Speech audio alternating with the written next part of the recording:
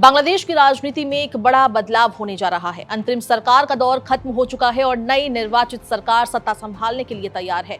इसी के साथ अंतरिम प्रशासन का नेतृत्व कर रहे मोहम्मद यूनुस ने अपने पद से इस्तीफा दे दिया, लेकिन सत्ता से विदा लेने से पहले दिया गया उनका आखिरी संबोधन अब कूटनीतिक बहस का विषय बन गया है।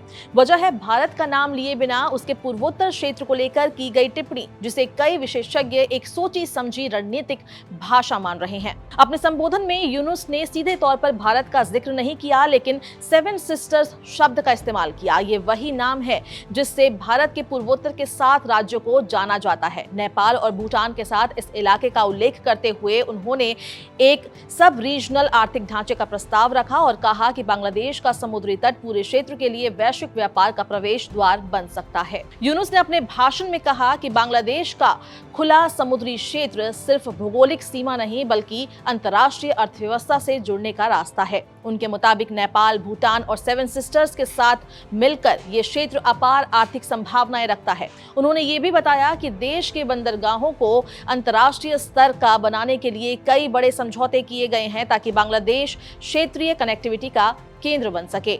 हालांकि इस बयान ने कई सवाल खड़े कर दिए हैं। विश्लेषकों का मानना है कि भारत का नाम लिए बिना पूर्वोत्तर के राज्यों का जिक्र करना महज संयोग नहीं हो सकता।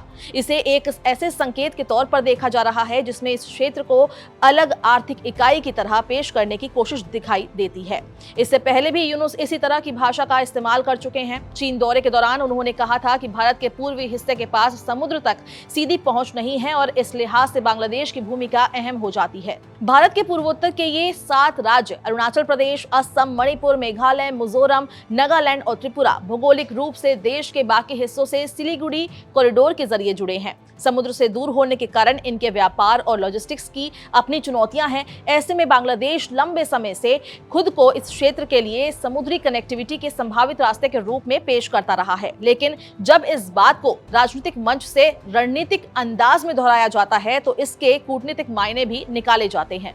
यूनुस ने अपने 18 महीने के कार्यकाल को उपलब्धियों के दौर के रूप में पेश करते हुए कहा कि इस अवधि में बांग्लादेश की विदेश नीति को नई दिशा मिली है। उनके मुताबिक देश अब किसी पर निर्भर रहने वाला नहीं बल्कि अपने राष्ट्रीय हितों की रक्षा करने वाला आत्मविश्वासी राष्ट्र बन चुका है। उन्होंने संप्रभुता, सम्मान और स्वतंत्र निर्णय क्षमता को अपनी सरकार की सबसे बड़ी उपलब्धि बताया। लेकिन दूसरी तरफ उनके कार्यकाल में भारत और बांग्लादेश के रिश्तों में आई ठंडक भी चर्चा में रही है। खासकर बांग्लादेश में अल्पसंख्यकों पर हुए हमलों को लेकर भारत ने कई बार चिंता जताई।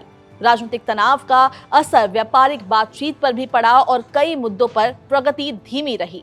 यूनुस के ताजा बयान को लेकर सुरक्षा और कूटनीति से जुड़े जानकारों का मानना है कि ये केवल आर्थिक सहयोग का प्रस्ताव नहीं बल्कि एक व्यापक रणनीतिक संदेश भी हो सकता है। इस तरह की भाषा अंतर्राष्ट्रीय समुदाय को ये संकेत देती है कि ये क्षेत्र आर्थिक रूप से बातचीत के लिए खुला है और यहाँ नए समीकरण बन सकते हैं। अब जब बांग्लादेश में नई सरकार बनने जा रही है तो सबसे बड़ा सवाल यही है कि ढाका की नई राजनीतिक नेतृत्व भारत के साथ रिश्तों को किस दिशा में ले जाएगा। क्या दोनों देशों के बीच आई दूरी कम होगी या फिर क्षेत्रीय कूटनीति में नए समीकरण बनेंगे? ये आने वाला वक्त तय करेगा।